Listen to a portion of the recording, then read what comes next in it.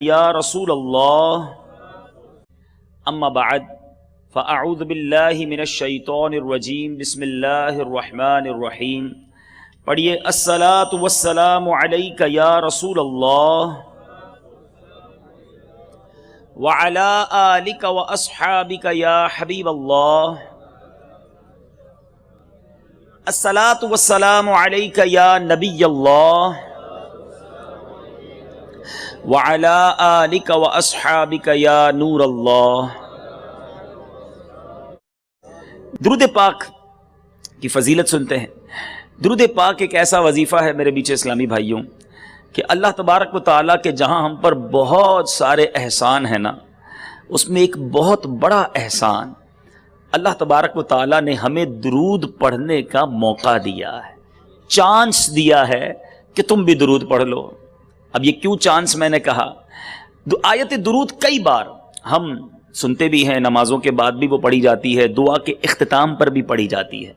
ایک بار پھر میں پڑھ دیتا ہوں وہ آیت، ان اللہ وملائکتہ یصلون علی النبی یا ایھا الذین آمنوا صلوا علیہ وسلموا تسلیما اللہم صل علی سیدنا ومولانا محمد عدد ما فی علم اللہ صلاۃ دائمۃ بدوام ملک اللہ۔ اس آیت درود کا ترجمہ کیا ہے؟ کئی بار سنی آیت، ترجمے پر غور کیا کبھی؟ شاندار ترجمہ، شاندار لیسن۔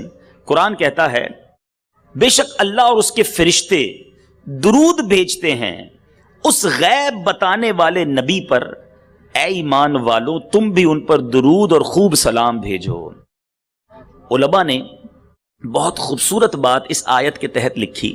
حضرت آدم علیہ السلام کو یہ اعزاز دیا گیا کہ تمام فرشتوں کو یہ حکم دیا گیا کہ حضرت آدم علیہ السلام کو سجدہ کریں، ٹھیک ہے، ان کی ریسپیکٹ کی گئی، ان کو فرشتوں کو حکم دیا گیا کہ انہیں سجدہ کریں۔ مفسرین ایک بات تو یہ لکھتے ہیں کہ حضرت آدم کو بھی جو سجدہ کروایا گیا نا، اس کی بڑی وجہ یہ تھی کہ ان کی پیشانی میں بھی نور مصطفیٰ صلی اللہ تعالی علیہ وسلم جگمگا رہا تھا۔ دراصل یہ اس نور کو سجدہ کروایا گیا۔ اور دوسری خوبصورت بات کہ حضرت آدم علیہ السلام کو تو فرشتوں نے سجدہ کیا اور ایک بار کیا۔ میرے آقا کی شان یہ ہے کہ نہ صرف فرشتے بلکہ خود رب عز و جل نبی پاک پر درود بھیج رہا ہے۔ اچھا، سجدہ ایک بار ہوا، درود کتنا پڑھا جاتا ہے؟ روزانہ ایک بار، روزانہ 100 بار نہیں۔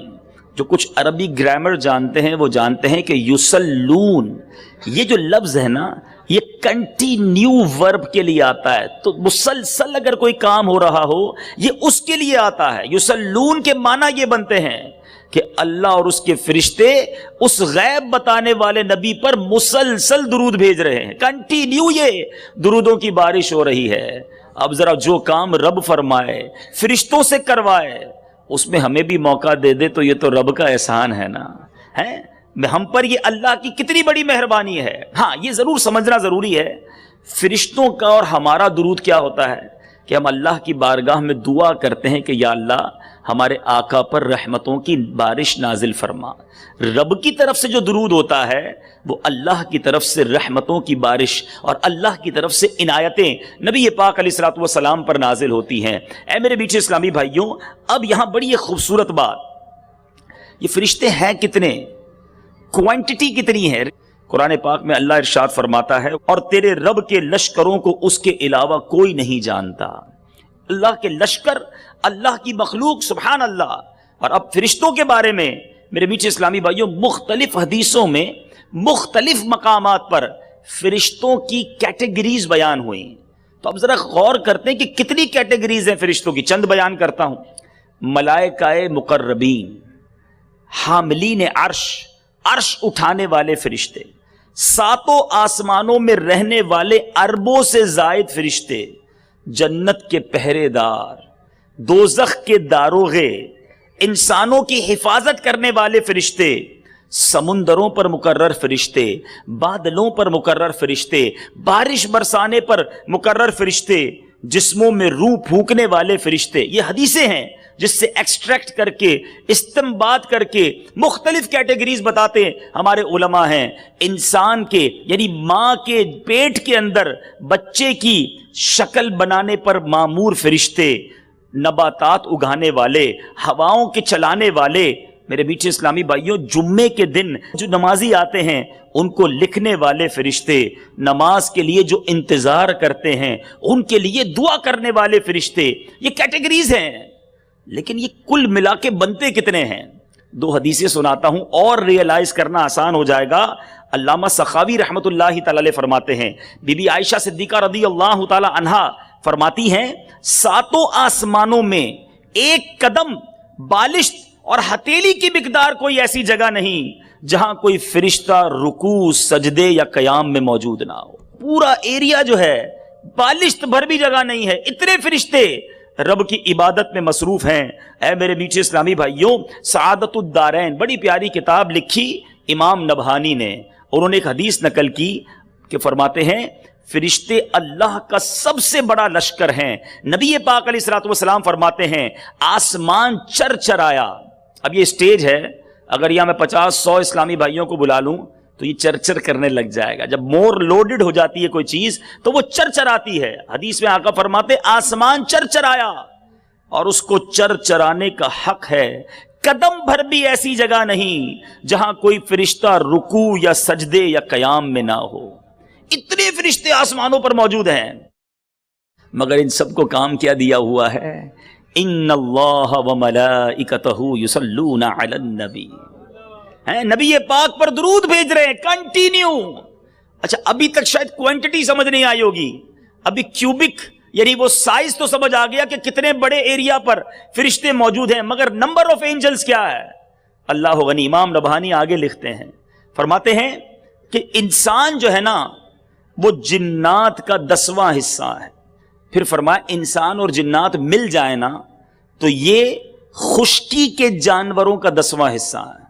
فرمایا خشکی کے جانور، انسان اور جنات سب ملا لو تو یہ پرندوں کا 10واں حصہ ہے. اچھا جناب اور آگے چلتے ہیں، فرمایا یہ سارے مل جائیں نا تو بحری جانوروں کا 10واں حصہ ہے. آگے چلتے ہیں، فرمایا سارے ملا لو تو یہ زمین پر موجود فرشتوں کا 10واں حصہ ہے. پھر فرمایا یہ سب ملا لو تو پہلے آسمان پر موجود فرشتوں کا یہ 10واں حصہ ہے. یہ سب ملا لو دوسرے آسمان پر موجود فرشتوں کا یہ 10واں حصہ ہے. کیلکولیٹ سب کو کرو، پھر یہ تیسرے آسمان پر موجود فرشتوں کا 10واں حصہ ہے. اسی حساب سے کیلکولیٹ کرتے چلے جاؤ، یہ 7ویں آسمان تک پہنچے گا. فرمایا یہ سارے مل کر کرسی پر موجود فرشتوں کے مقابلے میں چھوٹی سی جماعت بنتے ہیں. دیر از نو کیلکولیٹر، کوئی کیلکولیٹر، کوئی کمپیوٹر فرشتوں کی، کیونکہ خود فرمایا نا کہ اللہ کا سب سے بڑا لشکر جو ہے وہ فرشتے ہیں. پھر آتا ہوں اسی بات کی طرف، کس نبی کے امتی ہو کہ رب نے اربوں خربوں، ارے خربوں بھی تھوڑا لفظ ہے، نہ جانے کتنے فرشتوں کو کس کام کا حکم دیا ہے. ان اللہ وملائکتہ یصلون علی النبی. اے ایمان والو تمہیں موقع دیا جا رہا ہے، اللہ اور اس کے فرشتے اس غیب بتانے والے نبی پر درود بھیج رہے. رب کی قدرت اس کو بھی مد نظر رکھیے کہ اللہ کی شان کتنی بڑی ہے کہ اس کے فرشتے کتنے ہیں. یہ مہربانی ہے کہ ہمیں یہ موقع دیا جا رہا ہے. تو بہرحال درود پڑھنا بھی ہے اور ذوق و شوق کے ساتھ پڑھنا. پھر محبت کے ساتھ درود پاک پڑھ لے. صلو علی الحبیب صلی اللہ تعالی علی محمد صلی اللہ علیہ وسلم. آج میلاد کا اجتماع ہے. پیارے آقا علیہ الصلوۃ والسلام کی مبارک سیرت کے بارے میں کچھ سنتے ہیں. بہت ساری باتیں کہی جا سکتی ہیں، بہت سارے واقعات بیان کیے جا سکتے ہیں. یعنی نبی پاک علیہ الصلوۃ والسلام کی ذات تو وہ ہے نا کہ بیان کرنے والا شش و پنج میں آ جاتا ہے کہ بات شروع کہاں سے کروں، ختم تو کر بھی نہیں سکتا، شروع کہاں سے کروں یہی سمجھ نہیں آتی. پیارے آقا علیہ الصلوۃ والسلام کی سیرت کے اتنے پہلو ہیں اور ہر پہلو اتنا روشن ہے کہ کبھی جی چاہتا ہے کہ نبی پاک علیہ الصلوۃ والسلام کے دنیا میں آنے سے پہلے کے واقعات بیان کیے جائیں. کبھی جی چاہتا ہے کہ عین ولادت کے وقت جن کمالات اور جس نور کا ظہور ہوا ان مبارک واقعات کا تذکرہ کیا جائے. کبھی جی چاہتا ہے کہ بچپن میں جھولے میں بیٹھ کر میرے آقا جو چاند کو اشارہ کیا کرتے، اس نورانی بچپن کی پیاری پیاری ادائیں بیان کی جائیں۔ اور کبھی جی چاہتا ہے کہ نبی پاک علیہ الصلوۃ والسلام کے صادق و امین والی جوانی کا تذکرہ کیا جائے کہ جب اہل مکہ کو ایمان کی دعوت پیش نہیں کی تھی، مگر جتنے لوگ تھے کاروبار کر کے آپ کے ساتھ زندگی گزار کر آپ کے گن گانے والے بن گئے۔ پھر جی چاہتا ہے کہ نبی پاک علیہ الصلوۃ والسلام نے جب اعلان نبوت کیا، پہلی وحی غار حرا میں نازل ہوئی، اور اس کے بعد جو کفار بداتوار نے ظلم و ستم کی آندھیاں چلائیں، وہاں میرے آقا نے صبر کی وہ مثالیں قائم کی، ان کو بیان کیا جائے۔ پھر کبھی جی چاہتا ہے کہ نبی پاک کے ہجرت کے مبارک سفر کو بیان کیا جائے۔ صدیق اکبر رضی اللہ تعالی عنہ کی رفاقت پر رشک آتا ہے کہ جو نبی پاک کو کاندھوں پہ سوار کر کے کبھی غار ثور لے جاتے ہیں، کبھی غار ثور کے سوراخوں کو بند کرتے ہیں، کبھی گود میں نبی پاک کو آرام کا عرض کرتے ہیں، اور سانپ کے کاٹے پر بھی صبر کرتے ہیں۔ اور نبی پاک کا وہ داخلہ مدینہ منورہ کا جس کو سیرت نگاروں نے سنہرے حروف میں لکھا، جب اہل مدینہ نے دو رویا کھڑے ہو کر طلع البدر علینا من ثنیات الوداع وجب الشکر علینا ما دعا للہ داعی کے نغمے گنگنا کر میرے آقا کا استقبال کیا، اس کا تذکرہ کیا جائے۔ مدینہ منورہ میں میرے آقا نے جو مسجدوں کی تعمیر کی، نبی پاک علیہ الصلوۃ والسلام نے کس طرح مدینہ منورہ میں رہ کر اسلام کی ترویج و اشاعت کی، اور صحابہ کرام کے کیسے کیسے قربانی کے واقعات ہیں وہ بیان کیے جائیں، عقل حیران ہو جاتی ہے۔ بہرحال عربی کا ایک مقولہ ہے، اگر پورا کام نہ بھی کر سکو تو کچھ ضرور کرنا چاہیے، سبھی نہیں چھوڑ دینا چاہیے، اسی پر عمل کرتے ہوئے آئیے میں سرکار علیہ الصلوۃ والسلام کی سیرت کا ایک شاندار، ایک نہایت روشن پہلو آپ کے سامنے اس نیت کے ساتھ رکھنے جا رہا ہوں۔ آئے ہیں کچھ لے کر جانا ہے، کچھ بدل کر جانا ہے، اپنی ذات میں کچھ امپلیمنٹیشنز کرنی ہے۔ نبی پاک کی سیرت کا ایک شاندار واقعہ، بہت سارے کاروباری لوگ بیٹھے ہیں، لین دین ہم بھی کرتے ہیں، کبھی کسی کو پیمنٹ دینی ہوتی ہے، کبھی کسی سے لینی ہوتی ہے۔ نبی پاک علیہ الصلوۃ والسلام نے ایک شخص سے ڈیل کی تھی، اب اس ڈیل کا رزلٹ کیا ہوا؟ یاد رہے کہ سیدنا زید بن ثانہ رضی اللہ تعالیٰ عنہ یہ اسلام لانے سے پہلے ایک یہودی عالم تھے، اور انہوں نے نبی پاک علیہ الصلوۃ والسلام سے کچھ کھجوریں خریدی تھیں، اور کھجوریں دینے کی مدت میں ابھی 2 یا 3 دن باقی تھے، ابھی ڈیو ڈیٹ نہیں آئی تھی، یاد رہے 2-3 دن باقی تھے۔ انہوں نے مسجد میں ابھی ایمان نہیں لائے، پیارے آقا علیہ الصلوۃ والسلام کا دامن پکڑا اور نبی پاک علیہ الصلوۃ والسلام کو نہایت تیز نظروں سے دیکھتے ہوئے کہا کہ اے محمد صلی اللہ تعالی علیہ وسلم، عبد المطلب کی ساری اولاد کا یہی طریقہ ہے کہ تم لوگ ہمیشہ حقوق ادا کرنے میں دیر لگاتے ہو۔ صرف پیارے آقا کو نہیں کہہ رہے، نبی پاک کے پورے خاندان کو معاذ اللہ بدتمیزی کی جا رہی کہ عبد المطلب کی ساری اولاد کا یہ طریقہ ہے۔ اور یہ بھی یاد رہے کہ ڈیو ڈیٹ نہیں آئی ہے، ایک تو یہ کہ بدتمیزی ہو رہی ہے اور بیجا ہو رہی ہے، اس کا کوئی ریزن بھی نہیں ہے۔ اچھا، اب آگے کہتا ہے تمہارا کام ہی یہی ہے کہ ٹال مٹول سے کام لیتے ہو، یہ تمہاری عادت بن چکی ہے، معاذ اللہ۔ اچھا، یہ منظر میرے آقا کے ساتھ عمر فاروق رضی اللہ عنہ بھی دیکھ رہے ہیں۔ حضرت عمر کا جلال آپ جانتے ہیں، حضرت عمر وہ ہیں جن کے بارے میں احادیث میں یہ مفہوم ملتا ہے، عمر جس گلی سے گزر جائے شیطان ادھر سے نہیں گزرتا۔ اچھا، نبی پاک کے ساتھ ہے اور یہ دیکھ رہے ہیں کہ پیارے آقا علیہ الصلوۃ والسلام سے ایسی بدتمیزی، ایسا روڈ انداز۔ حضرت عمر رضی اللہ تعالیٰ عنہ نے بڑے غضبناک نگاہوں سے زید بن ثانہ کو دیکھا کہ اے خدا کے دشمن، تو کیا خدا کے رسول صلی اللہ تعالیٰ علیہ وسلم سے ایسی گستاخی کر رہا ہے؟ خدا کی قسم، اگر نبی پاک علیہ الصلوۃ والسلام کے ادب کا لحاظ نہ ہوتا تو ابھی تلوار سے تیرا سر اڑا دیتا۔ ذرا غور کیجئے گا، ایک بڑا آدمی ہو، ہمارے یہاں بہت سارے بڑے بڑے بزنس مین بیٹھے ہیں اور اس کے 4 دوست بھی ساتھ ہوں، 2 گارڈ ساتھ ہوں، اور سامنے کوئی بدتمیزی کرے تو بندے کا انداز ہی کچھ اور ہو جاتا ہے۔ سارے دوست کھڑے ہو جائیں، گارڈز آگے آ جائیں کہ بتاتے ہیں تم نے ہمارے صاحب کے ساتھ بدتمیزی کی۔ حضرت عمر رضی اللہ عنہ غیظ و غضب میں آ گئے کہ نبی پاک علیہ الصلوۃ والسلام کے ساتھ ایسا برتاؤ۔ اب پیارے آقا علیہ الصلوۃ والسلام کا کیا ایٹیٹیوڈ ہے، یہ میرا آج کا ٹاپک ہے۔ نبی پاک علیہ الصلوۃ والسلام کا انداز کیا ہے؟ پیارے آقا علیہ الصلوۃ والسلام نے حضرت عمر سے فرمایا، اے عمر تم یہ کیا کہہ رہے ہو؟ تمہیں تو یہ چاہیے تھا کہ مجھے ادائے حق کی ترغیب دے کر اس کو نرمی کے ساتھ تقاضا کرنے کا حکم دیتے کہ تم مانگو ذرا نرمی سے، اور مجھے کہتے یا رسول اللہ صلی اللہ علیہ وسلم اس کا حق ادا کر دیجئے۔ اب میرے بیچ اسلامی بھائیوں، اب نبی پاک نے کیا کیا؟ ایک تو نرم کول ڈاؤن کیا معاملہ، پھر آقا علیہ الصلوۃ والسلام فرمایا اے عمر اس کو اس کے حق کے برابر کھجورے دے دو، کچھ زیادہ بھی دے دو۔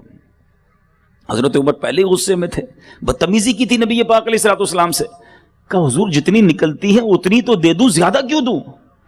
میرے آقا فرماتے ہیں چونکہ ٹیڑھی نظروں سے دیکھ کر تم نے اس کو خوف زدہ کر دیا تھا، اس لیے اسے اس کی دل جوئی کے لیے تھوڑی اور کھجورے دے دو۔ اچھا ایک بڑی خوبصورت بات ہے اس واقعے میں، باتیں تو بہت ساری بیان ہو سکتی ہیں۔ نبی پاک علیہ الصلوۃ والسلام خود بھی تو زیادہ کھجورے دے سکتے تھے، ہیں حضرت عمر کے ہاتھ سے کیوں دلوائیں؟ ان کی تربیت بھی تو کرنا مقصود ہے نا، جنہوں نے غصے سے دیکھا انہی کے ہاتھ سے زیادہ کھجورے دلوائیں کہ عمر تم نے تیز نگاہوں سے دیکھا تھا اس لیے زیادہ کھجورے دے دو۔ حضرت عمر نبی پاک کا حکم تھا، کھجوریں بھی دیں کچھ زیادہ بھی دیں۔ زید بن ثانہ کہتے عمر زیادہ کیوں دے رہے ہو، میری تو اتنی نہیں نکلتی۔ کہ میرے آقا نے کہا ہے کہ میں نے تمہیں تیز نگاہوں سے دیکھا ہے اس لیے میں تمہیں کچھ زیادہ کھجورے دے رہا ہوں۔ اچھا زید بن ثانہ کہتا ہے اے عمر جانتے ہو میں کون ہوں؟ کہا کون ہو؟ کہا میں زید بن ثانہ ہوں، نام بڑا تھا اس کا۔ حضرت عمر کہتے تم وہی زید بن ثانہ ہو جو یہودیوں کا بہت بڑا عالم ہے؟ کہا ہاں میں وہی ہوں۔ کہا پر تمہیں پتہ نہیں اللہ کے نبی سے کیسے بات کی جاتی ہے، اتنی بدتمیزی، اتنا روڈ لینگویج۔ اب ذرا سنیے گا، نرمی، شفقت، محبت، معافی کیا رنگ لاتی ہے۔ زید بن ثانہ کہتے ہیں اے عمر مجھے پتا ہے یہ اللہ کے نبی ہیں، لیکن میں نے آسمانی کتابوں میں آخری نبی کی کچھ نشانیاں پڑھی تھیں، میں اے عمر چیک کر رہا تھا، میں نے پہلی 2 نشانیاں تو پہچان لی تھیں، لیکن اب مجھے 2 نشانیوں کا امتحان کرنا باقی تھا۔ نمبر 1 کہ ان کی قوت برداشت جو ہے ان کے غضب پر غالب رہے گی، اور جس قدر ان کے ساتھ جہالت کا برتاؤ کیا جائے گا اس قدر ان کا صبر و تحمل بڑھتا چلا جائے گا، جتنی بدتمیزی کی جائے گی نا اتنا نرم ہوتے جائیں گے۔ اے عمر میں نے جان لیا ہے یہی اللہ کے سچے نبی ہیں، اے عمر یاد رکھو میں ایمان بھی قبول کرتا ہوں اور میں بڑا مالدار آدمی ہوں، یعنی گویا پیسے نہیں چاہیے تھے، کھجوریں نہیں چاہیے تھی، چیک کرنا تھا، کہہ رہے بڑا پیسہ ہے میرے پاس، آج میں اپنی آدھی دولت اسلام کے لیے وقف کرتا ہوں۔ معافی کر کے، نرمی کر کے، شفقت کر کے۔ اے میرے میٹھے اسلامی بھائیوں، نبی پاک علیہ الصلوۃ والسلام نے نہ جانے کتنوں کو ایمان کی دولت سے نوازا۔ ایک بڑا مسکنسیپشن بھی ہے آج کے دور میں، اور یہ مسکنسیپشن یہ میرے پڑھے لکھے جو میرے بھائی بیٹھے ہیں، ینگسٹرز بیٹھے ہیں، اس کو دور کریں کہ اسلام جو ہے وہ تلوار کے زور سے پھیلا ہے، نہیں۔ پڑھیں تاریخ اسلام کو، میرے آقا معاف کرتے گئے، لوگ کلمہ پڑھتے گئے ہیں، نبی پاک درگزر کرتے گئے، اسلام پھیلتا چلا گیا۔ آپ خود دیکھیں نا، بدتمیزیاں ہوتی رہیں، میرے آقا معاف فرماتے رہے۔ میرے آقا تو وہ ہیں میرے میٹھے اسلامی بھائیوں، قرآن مجید فرقان حمید نبی پاک کے اخلاق کریمہ کے بارے میں کیا فرماتا ہے؟ وَإِنَّكَ لَعَلَىٰ خُلُقٍ عَظِيمٍ۔ اعلیٰ حضرت نے ترجمہ بھی بڑا شاندار کیا۔ اعلیٰ حضرت لکھتے ہیں اور بے شک تمہاری خوبو بڑی شان کی ہے۔ اللہ تبارک و تعالیٰ نے نبی پاک علیہ الصلوۃ والسلام کو اخلاق کے اس مرتبے پر فائز کیا کہ جن کی مثال دنیا میں نہیں ملتی۔ امام عشق و محبت اعلیٰ حضرت لکھتے ہیں نا، تیرے خلق کو حق نے عظیم کہا، تیری خلق کو حق نے جمیل کیا، کوئی تجھ سا ہوا ہے نہ ہوگا شہا، تیرے خالق حسن و ادا کی قسم۔ اے میرے میٹھے اسلامی بھائیوں، نبی پاک علیہ الصلوۃ والسلام کے اخلاق کے بارے میں ایک بار کسی نے بی بی عائشہ صدیقہ رضی اللہ تعالی عنہا سے سوال کیا، اما حضور یہ تو بتائیے پیارے آقا علیہ الصلوۃ والسلام کے اخلاق کیسے تھے؟ بی بی عائشہ صدیقہ رضی اللہ تعالی عنہا نے کاؤنٹر کوسچن کیا، تم قرآن نہیں پڑھتے؟ کہا جی پڑھتا ہوں قرآن۔ کہ قرآن ہی نبی پاک کے اخلاق ہیں، پورا قرآن جو ہے وہ گویا نبی پاک علیہ الصلوۃ والسلام کے اخلاق کو بیان کر رہا ہے۔ اے میرے میٹھے اسلامی بھائیوں، نبی پاک علیہ الصلوۃ والسلام کے کچھ فرامین سناتا ہوں۔ آج میں یہ چاہتا ہوں آج کے اس اجتماع سے ہم اپنے اخلاق کو پہلے ری چیک کریں، ہمارے اخلاق کیسے ہیں۔ پیارے آقا تو ایسے کریم، ایسے شفیق، معاف کرنے والے، درگزر کرنے والے، کیا ہمارے اندر بھی عادت ہے؟ میرے آقا کیسے، یہ سیدھا راستہ حق کا بتانے آئے ہیں، یہ حق کے بندوں کو حق سے ملانے آئے ہیں، یہ بھولے بچھڑوں کو رستے پہ لانے آئے ہیں، یہ بھولے بھٹکوں کو ہادی بنانے آئے ہیں، چمک سے اپنی جہاں جگمگانے آئے ہیں، مہک سے اپنی یہ کوچے بسانے آئے ہیں۔ رؤوف ایسے ہیں اور یہ رحیم ہیں اتنے کہ گرتے پڑتوں کو سینے لگانے آئے ہیں۔ اے میرے بیچ اسلامی بھائیوں، نبی پاک علیہ الصلوۃ والسلام کا ایک شاندار قول ذرا سنیے، حدیث سنیے۔ آقا فرماتے تم لوگوں کو اپنے اموال سے خوش نہیں کر سکتے۔ کچھ لوگ کہتے ہیں میں پیسے بانٹ دوں گا لوگ میرے قریب آ جائیں گے، نہیں، پیسے سے لوگوں کو خوش نہیں کیا جا سکتا۔ آقا فرماتے لیکن تمہاری خندہ پیشانی اور خوش اخلاقی انہیں خوش کر سکتی ہے۔ مسکراہٹ جو ہے نا، نرم دلی، اخلاق، یہ پیسوں سے زیادہ کارآمد ہے۔ بعض لوگ جب مال ہوتا ہے تو سمجھ لیں میں سب کے دل میں اتر جاؤں گا، پیسے سے دل نہیں خریدے جاتے۔ آپ کسی کے جسم پر تو حکومت کر سکتے ہیں، لیکن اگر دلوں پر حکومت کرنی ہے تو وہ اخلاق کے ذریعے ہوگی، وہ محبت کے ذریعے ہوگی، وہ مسکراہٹ کے ذریعے ہوگی۔ نبی پاک علیہ الصلوۃ والسلام فرماتے ہیں قیامت کے دن آپ جاننا چاہیں گے میزان عمل لگے گا نا، سب سے زیادہ وزنی عمل کون سا ہوگا؟ ظاہر ہے جتنا وزنی ہوگا نیکیوں کا پلڑا بھاری ہو جائے گا۔ آقا فرماتے کل قیامت کے دن بندہ مومن کے میزان عمل میں حسن اخلاق سے زیادہ وزنی کوئی عمل نہیں ہوگا، اور بے شک فحش گوئی اور بد کلامی کو اللہ عز و جل پسند نہیں فرماتا۔ دا موسٹ پاورفل ڈیڈ، سب سے زیادہ وزندار جو میزان عمل پر عمل ہے وہ حسن اخلاق ہے۔ ہماری توجہ ہی نہیں ہے۔ بعض اوقات ہم نمازیں پڑھ رہے ہوتے ہیں، روزے بھی رکھ رہے ہوتے ہیں، عبادتیں بھی کر رہے ہوتے ہیں، اخلاق پر کتنی توجہ ہے ہماری؟ اے میرے بیچ اسلامی بھائیوں، نبی پاک علیہ الصلوۃ والسلام وہ ہیں جن کی وجہ سے ہماری بخشش ہونی ہے۔ آقا فرماتے ہیں قیامت کے دن، اب میں ہاتھ تو نہیں اٹھوا سکتا، یہ پوچھوں تو ظاہر ہے ہر مسلمان کے دل کی تمنا ہوگی کہ سبھی یہ چاہتے ہوں گے کہ قیامت کے دن پیارے آقا کے قریب ہو جائیں۔ نبی پاک فرماتے ہیں میرے نزدیک تم سب سے زیادہ پسندیدہ اور قیامت کے دن مجھ سے قریب وہ لوگ ہوں گے۔ کون ہوں گے؟ اس میں یہ نہیں کہ نمازیں زیادہ پڑھنے والے، نفل زیادہ پڑھنے والے، زیادہ نفلی روزے رکھنے والے، نہیں، فرماتے ہیں جن کے اخلاق سب سے زیادہ اچھے ہوں گے۔ آقا کے قریب ہوں گے قیامت کے دن وہ لوگ جو نرم ہوں گے، جو شفیق ہوں گے۔ اے میرے بیچ اسلامی بھائیوں، ام المومنین سیدنا عائشہ صدیقہ رضی اللہ تعالی عنہا سے کسی نے پوچھا کہ کیا نبی پاک علیہ الصلوۃ والسلام گھر میں کام کیا کرتے تھے؟ بی بی عائشہ فرماتی ہاں، آپ اپنے نالین مبارک خود گھانٹتے، کپڑوں میں پیوند لگاتے، اور وہ سارے کام کیا کرتے تھے جو مرد اپنے گھروں میں کرتے ہیں۔ اے میرے بیچ اسلامی بھائیوں، مفتی احمد یار خان نعیمی بڑی پیاری بات لکھتے ہیں، فرماتے ہیں اچھے اخلاق والے کی دنیا دوست ہوتی ہے، برے اخلاق والے کے سب دشمن ہوتے ہیں، گھر والے بھی اور باہر والے بھی۔ اے میرے بیچ اسلامی بھائیوں، ہم سوچیں کہ ہمارے اخلاق سے ہمارے گھر والے خوش ہیں کہ نہیں ہیں۔ آج گھر میں حال بہت برا ہے، لوگ باہر اگر اخلاق والے بھی ہیں نا تو فیملی کے ساتھ ان کے اخلاق اچھے نہیں ہیں۔ اے میرے بیچ اسلامی بھائیوں، ایک طرف میرے آقا بھی تو شوہر ہیں نا، بی بی عائشہ کہتی ہیں کہ گھر کے کام کاج کیا کرتے، مگر آج معمولی سے کام کے لیے بھی گھر والوں کو تنگ کیا جاتا ہے۔ حالانکہ کئی کام شوہر بآسانی کر سکتا ہے، مگر اس کا مزاج ہی اپنی بیوی پہ حکم چلانے کا ہوتا ہے۔ میرے بیچ اسلامی بھائیوں، ذرا سا ہلنا اپنی شان کے خلاف سمجھتا ہے۔ اگر کوئی کام بیوی کر بھی دے تو جان بوجھ کر بھی 100 طرح کے نقص نکالتا ہے۔ نکتہ چینی بہت عام ہے، نمک زیادہ ڈال دیا، مرچی کم ڈال دی، پانی لے کر آئے تو شیشے کے گلاس میں کیوں نہیں لے کر آئی، ٹھنڈا اتنا کر دیا، ارے آج تو مجھے سادہ پینا تھا، چائے پلائی تو وہ بھی ٹھنڈی ہے، چینی زیادہ ڈال دی، کچھ نہ کچھ نقص نکالنا ہی نکالنا ہے۔ ایسا نہیں کرنا چاہیے میرے میٹھے اسلامی بھائیوں۔ بعض اوقات گھر والے کہتے کچھ نہیں مگر دل میں وہ بھی سوچ رہے ہوتے ہیں۔ اللہ کی بندی تو وہ بھی ہے نا، اپنی جگہ رکھ کر سوچیں کسی کو کہ اگر میں آج کسی کے ہر کام میں نقص نکال رہا ہوں تو میرے کاموں میں کتنے نقص موجود ہیں۔ مجھے ایک بزرگ کا واقعہ یاد آیا، بہت اللہ کے بڑے ولی تھے۔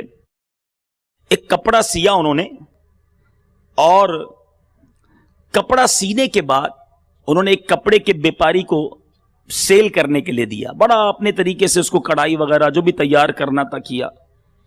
اس کپڑے کے بیپاری نے اس میں عیب نکالنا شروع کر دیے کہ اس میں اسٹچنگ فالٹ بھی ہے، اس میں کلر اسکیم بھی ٹھیک نہیں ہے، اس کی فنیشنگ بھی اچھی نہیں ہے۔ وہ بزرگ رونے لگے۔ وہ کپڑے کا بیپاری حیران ہو گیا، بولے ٹھیک ہے اب روئیں تو نہیں، میں خرید لیتا ہوں، لیکن جو اصل بات تھی میں نے وہی بتائی۔ کہتا اس لیے نہیں رو رہا کہ تم میرا کپڑا نہیں خرید رہے۔ مجھے یہ خیال آ گیا کہ میں نے تو اپنے طور پہ اس کپڑے کو پرفیکٹ بنایا تھا، لیکن جب یہ کپڑا ایک اسپیشل، اس فیلڈ کے اسپیشل آدمی کے ہاتھ میں گیا تو اس نے اس میں نقص نکالنا شروع کر دیے۔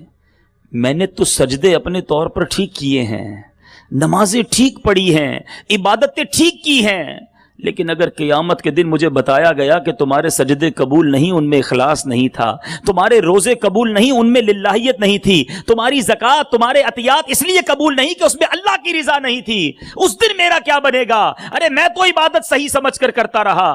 میٹھے اسلامی بھائیوں، یہ انداز تھا ہمارے اسلاف کے مائنڈ سیٹ کا۔ آج میں اور آپ جو لوگوں کے اندر نقص نکالنے کے عادی ہوتے ہیں نا، چاہے فیملی ممبر ہو چاہے باہر کے لوگ ہوں، آج کسی کے نقص نکالنا بڑا اچھا لگتا ہے۔ سب سے آسان کام ہی تنقید کرنا ہے، لیکن یہ تنقید کرنے والا، کسی کو ڈی مورلائز کرنے والا، کسی کو جناب ذلیل کرنے والا، کسی پر طنز کرنے والا سوچے کہ جب میرے اعمال رب کی بارگاہ میں کھلیں گے اور وہاں میری خطائیں لوگوں کے سامنے آئیں تو کیا منہ دکھاؤں گا؟ کس لیے نمازیں پڑھتے تھے؟ چھپ چھپ کر جب اکیلے میں نماز پڑھتے تھے تو وہ انداز تھا جو لوگوں کے سامنے نماز پڑھنے کا انداز ہے؟ کیا اسی انداز سے، اسی خشوع و خضوع سے عبادت کرتے ہو جب اکیلے کمرے میں بند ہوتے ہو؟ بہت ساری ہماری خطائیں ہیں۔ ایک بات یاد رکھیں میرے بیچ اسلامی بھائیوں، روایتوں کا مفہوم ہے جو کسی مسلمان کے عیب چھپاتا ہے اللہ بھی اس کے عیب چھپا دیتا ہے۔ بعض اوقات پتہ چل جاتا ہے کہ یار فلاں کی فیملی میں یہ ہو گیا ہے، مسلمان کا کام پتہ ہے کیا ہے؟ اس کو بالکل بھول جائے۔ آپ پر واجب تو نہیں نا کہ آپ کو پتا چل گیا کسی کے بیٹے نے یہ کام کیا ہے فوراً فون اٹھائیں گے، ہاں پتا چلا، ہاں اپنے پڑوسی، ہاں اس کے بیٹے نے یہ کر دیا، ہاں اس کی بیٹی نے یہ کر دیا، ارے اس کے بزنس میں یہ پرابلم ہو گیا، ہاں اس کے یہاں چھاپا پڑ گیا، اس کے یہاں پولیس آ گئی، تمہیں پتا نہیں چلا اس کا نام کتنا برباد ہو گیا۔ استغفر اللہ، تمہیں کیوں مزہ آ رہا ہے؟ کسی کا کوئی عیب پتا چل گیا، اب اس کے میسج چلیں گے، اب اس کے واٹس ایپ چلیں گے، اب اس کی جناب تشہیر ہوگی۔ آج کسی کے عیب اچھال کر خوش ہونے والوں، اگر میرے اور آپ کے عیب کھول دیے گئے تو اللہ کو کیا منہ دکھائیں گے؟ اور جو کسی کے عیب چھپاتا ہے، کبھی ہم چاہتے ہیں کہ میری خطائیں کسی کو پتا چلیں۔ ہمارے گھر میں بھی تو پرابلمز ہوتے ہیں نا، میرے پرابلم پڑوسی کو پتا نہ چلیں۔ بعض اوقات گھر میں میاں بیوی کی آواز اونچی ہوتی ہے تو کوئی دونوں میں سے ایک کہتا ہے آواز کم رکھیں، برابر والے بھی ہیں، پتا چل جائے گا میاں بیوی لڑ رہے ہیں۔ تمہاری لڑائی کسی کو پتا نہ چلے اس کی فکر ہے، دوسرے کی پتا چل گئی تو میسج چلانا شروع کر دیے۔ یہ اسلام نہیں ہے میرے بیچ اسلامی بھائیوں۔ اخلاق یہ ہے کہ پتا بھی چل جائے تو بندہ ایسا ہو جائے جیسے دیکھا ہی نہیں ہے، جیسے پتا ہی نہیں چلا، عیب جوئی نہ ہو، عیب پوشی کی عادت ہو جائے۔ تو بہرحال میرے بیچ اسلامی بھائیوں، ہمیں طنز، تنقید اور دل آزاری سے بچنا ہے۔ اخلاق کریمہ میرے آقا علیہ الصلوۃ والسلام کے کیسے؟ میرے بیچ اسلامی بھائیوں ایک اور حدیث سنیے۔ آقا فرماتے ہیں خوف خدا اور اچھے اخلاق لوگوں کو سب سے زیادہ جنت میں داخل کریں گے۔ میجورٹی جو جنت میں داخل ہونے والے ہیں نا، وہ اچھے اخلاق والے ہوں گے۔ ہم غور کریں کہ ہم اچھے اخلاق والے ہیں کہ نہیں۔ اے میرے بیچ اسلامی بھائیوں، اب ایک اور خوبصورت حدیث، آقا فرماتے مومن اپنے اچھے اخلاق کی وجہ سے رات میں عبادت کرنے اور دن کو روزہ رکھنے والے کا درجہ حاصل کر لیتا ہے۔ اخلاق کی وجہ سے اتنا بڑا عبادت گزار جو اس کے برابر پہنچ سکتا ہے۔ اللہ مجھے اور آپ کو اچھے اخلاق والا بنا دے، نرم بنا دے، شفیق بنا دے، مسکرانے والا بنا دے، دل آزاریوں سے بچنے والا بنا دے۔ اے میرے میٹھے اسلامی بھائیوں، اب میں اپنے اس بیان کے ایک اور اہم موڑ پر لے کر آتا ہوں۔ بچپن سے سنتے آ رہے ہیں اچھے اخلاق، اچھے اخلاق، اچھے اخلاق، اخلاق اچھے ہونے چاہیے۔ اچھے اخلاق کہتے کس کو ہیں؟ یہ بھی تو کوئی کسی سے پوچھے نا کہ میں مسکراتا ہوں یہی اچھے اخلاق ہے، یا میرے 4 دوست مجھ سے خوش ہیں یہی اچھا اخلاق ہے؟ نہیں، قرآن سے پوچھتے ہیں۔ اے اللہ کے پاک کلام ہمیں بتا کہ اچھے اخلاق ہیں کیا؟ قرآن مجید فرقان حمید میں رب عز و جل ارشاد فرماتا ہے، ترجمہ کنز ایمان، اے محبوب معاف کرنا اختیار کرو اور بھلائی کا حکم دو اور جاہلوں سے منہ پھیر لو۔ امیر المومنین سیدنا مشکل کشا کرم اللہ تعالی وجہہ الکریم فرماتے ہیں کہ رسول اللہ صلی اللہ تعالی علیہ وسلم نے مجھ سے فرمایا کیا میں اگلوں اور پچھلوں کے بہترین اخلاق کے متعلق تمہاری رہنمائی نہ کروں؟ عرض کی حضور ضرور ارشاد فرمائیے. اب ذرا غور سے سن لیجیے, اگر یہ ڈیفینیشن یاد ہو گئی نا اور اگر آپ اس ڈیفینیشن پر پورے اترتے ہیں then you will be satisfied کہ ٹھیک ہے میں اچھے اخلاق والا ہوں, اللہ کرے بن جاؤں. پیارے آقا فرماتے ہیں جو تمہیں محروم کرے تم اسے عطا کرو. ہاں ہے امتحان.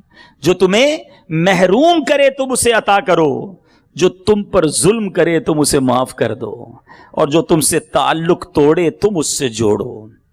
محروم کرے, امجد بھائی نے مجھے نہیں بلایا, اب میں نے بھی نہیں بلانا. جو محروم کرے ہم اسے بھی محروم کرتے ہیں. اس نے مجھے گفٹ نہیں دیا میں اس کو گفٹ نہیں دوں گا, فلاں نے مجھے نہیں بلایا, ختم, اب ہمارا بھی تعلق ختم. تو پھر تو یہ ٹٹ فور ٹیٹ جیسے کو تیسا ہوا نا.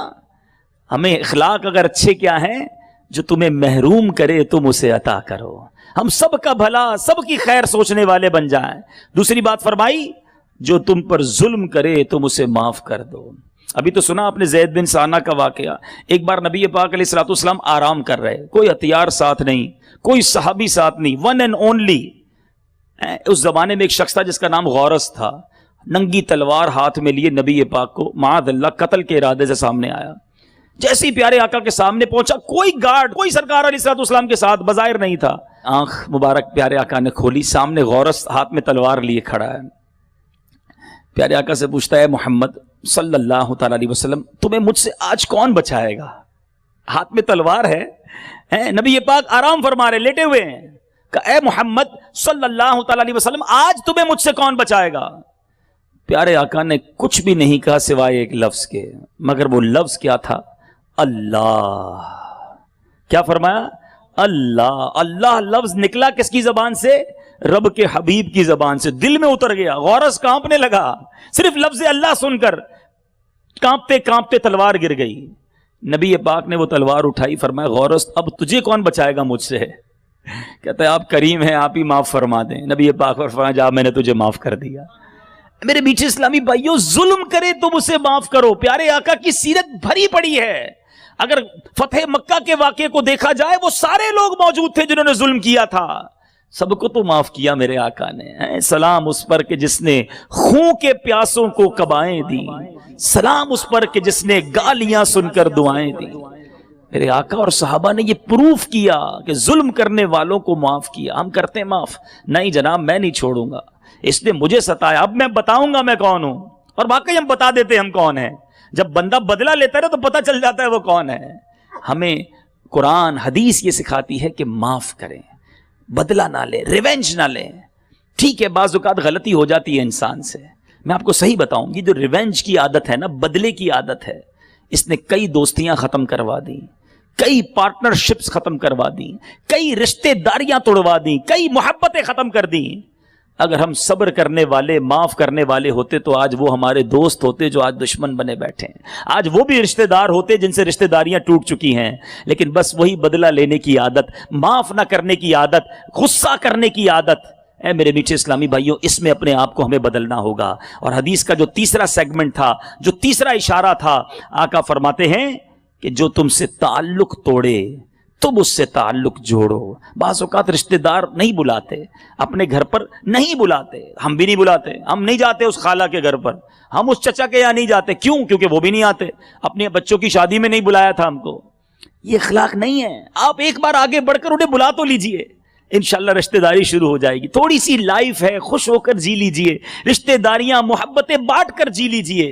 اور یہی میرے آقا علیہ الصلوۃ والسلام کی خوبصورت تعلیمات ہے. میں ایک ایسا واقعہ سنانے جا رہا ہوں, جب میں نے پڑھا نا رونگٹے کھڑے کر دیتا ہے. اگر باپ ہو, کوئی بھی دنیا کا باپ ہو, اور اس کی بیٹی کے ساتھ یہ واقعہ ہو جائے, کیسے صبر کرے گا, کیسے وہ ریونج نہیں لے گا. اور یہ والد کون تھے اور یہ بیٹی کون سی تھی, ذرا سنیے اور ایمان تازہ کیجئے. نبی پاک علیہ الصلوۃ والسلام کی شہزادی, والد ہیں میرے آقا, شہزادی ہیں حضرت زینب رضی اللہ تعالی عنہا. ان کے شوہر ابو العاص بن ربی نے غزوہ بدر کے بعد مدینہ منورہ کے لیے روانہ کیا۔ اب یہ خبر قریش مکہ کو، کفاران مکہ کو پہنچ گئی کہ بی بی زینب جا رہی ہے مدینہ۔ اب وہاں خیر سے پہنچ گئی تو پھر تو یہ بھی امن میں آ جائیں گی۔ وہ نہیں چاہتے تھے نا کہ لوگ ایک ایک کر کے مدینہ شریف پہنچ جائیں۔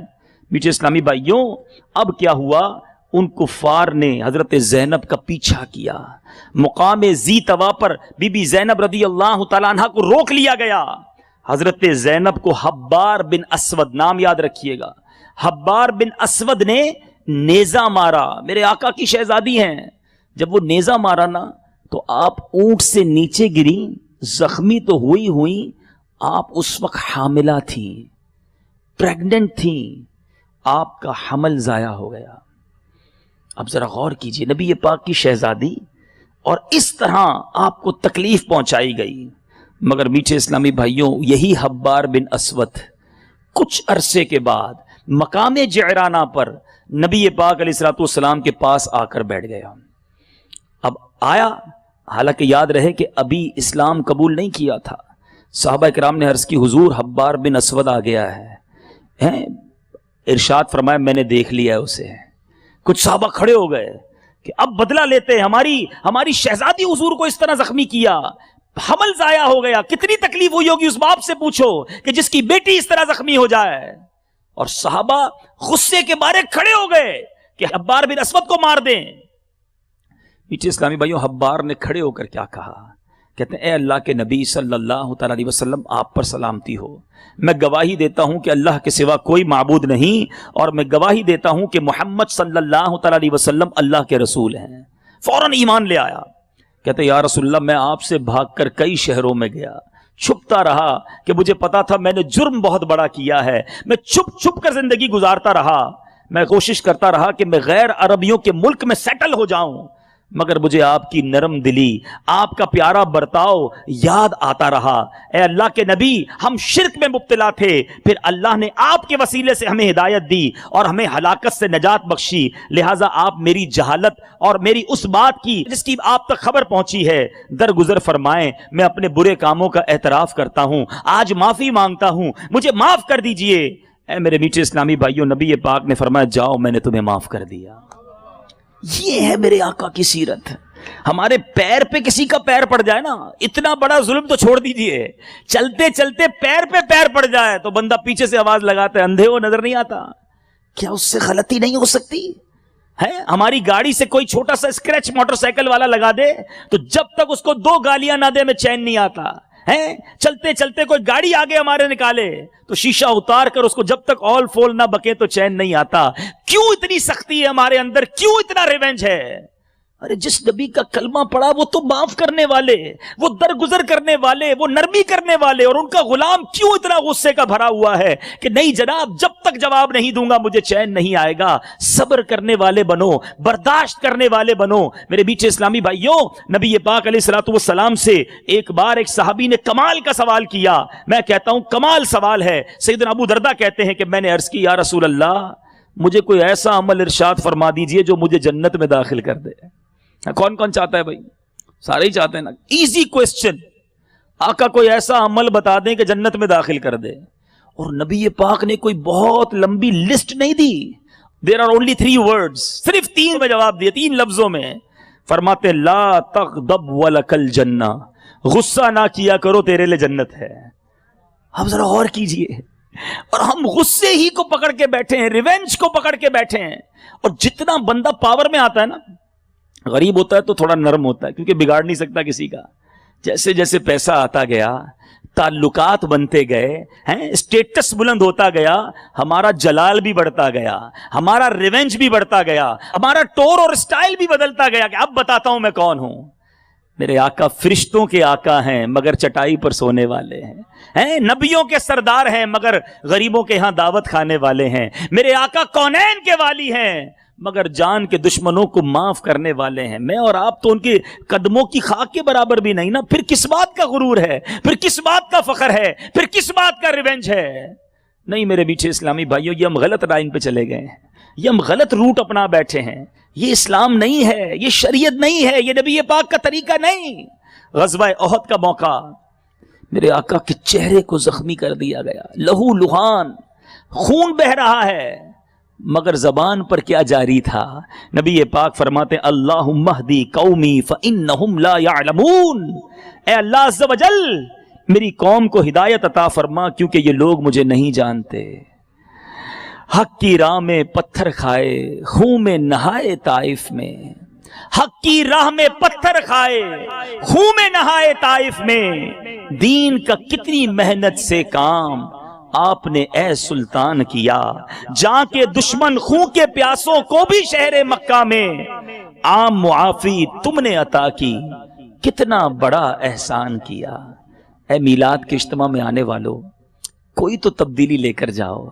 آج اگر میں اور آپ یہ نیت کر لینا کہ میں نے بدلہ نہیں لینا، میں نے دشمنی پیدا نہیں کرنی، میں نے معاف کرنا ہے، میں نے درگزر کرنا ہے۔ ایک بڑی خوبصورت روایت ہے، وہ روایت یہ ہے کہ جو معاف نہیں کرتا اسے معاف نہیں کیا جائے گا، اور جو رحم نہیں کرتا اس پر بھی رحم نہیں کیا جائے گا۔ میں جب بھی یہ روایت بیان کرتا ہوں مجھے ایک واقعہ یاد آ جاتا ہے، مجھے بھولتا نہیں ہے۔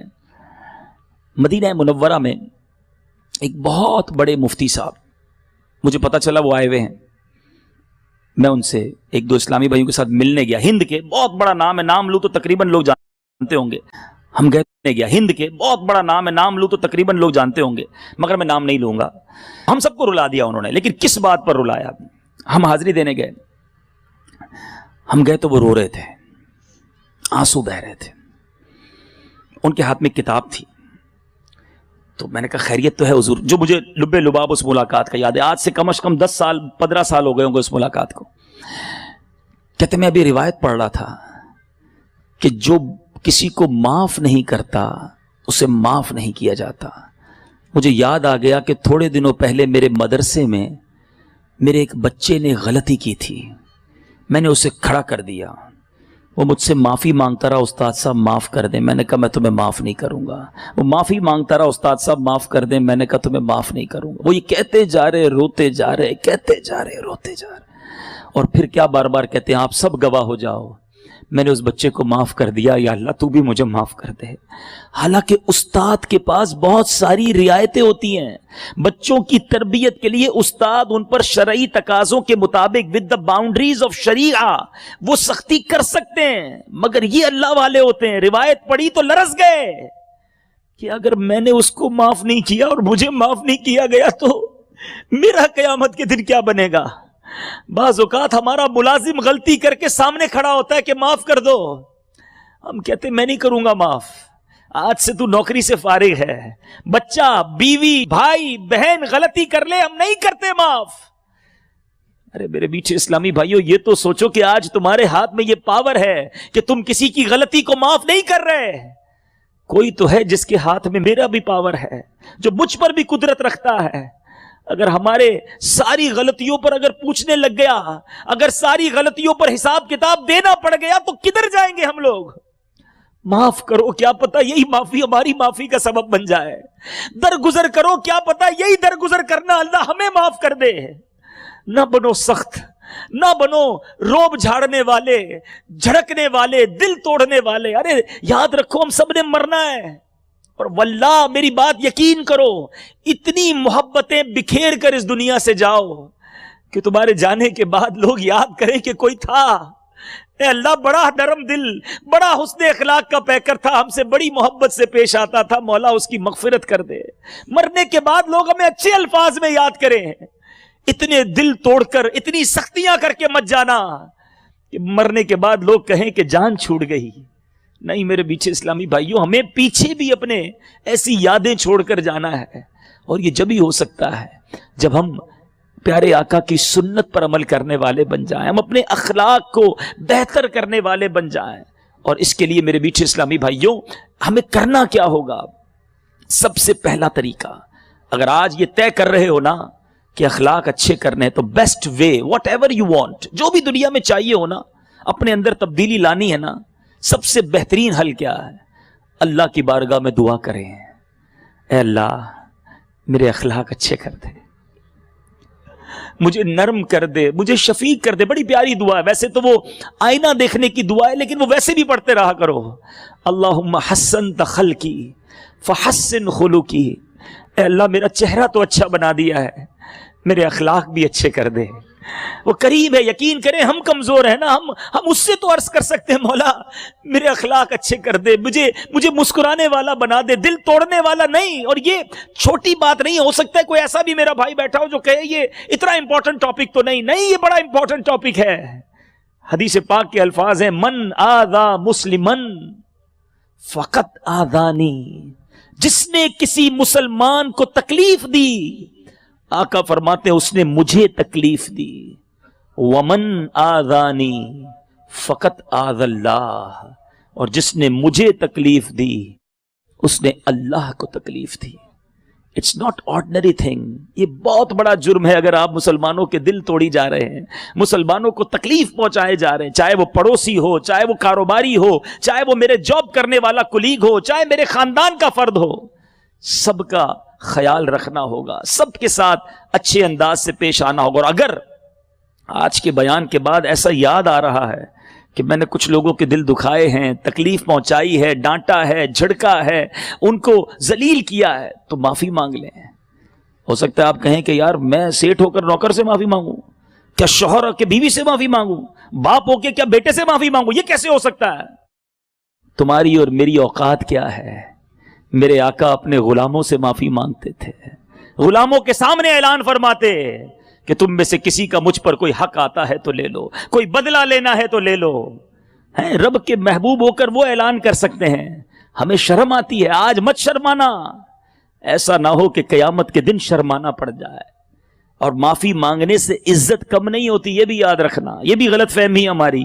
کسی سے معافی مانگ کر دیکھ لو، اس کے دل میں اور عزت بڑھ جائے گی کہ یار اتنا بڑا آدمی ہو کر بھی مجھ سے معافی مانگ رہا ہے. کوئی بات نہیں، آپ معافی مانگ لیں، اللہ کی رضا کے لیے معافی مانگ لیں. اپنے بچوں کو جمع کر کے کہہ دیں کہ اگر آج تک کوئی تکلیف پہنچائی ہے تو مجھے معاف کر دو. بیوی سے معافی مانگے، ماں باپ سے معافی مانگے، کیونکہ اگر یہ ناراض ہو گئے، حقوق العباد اتنا ڈیفیکلٹ، اتنا کرٹیکل معاملہ ہے دنیا میں. یاد رکھیے گا حقوق اللہ کیا ہے، عبادت، نمازیں، روزے.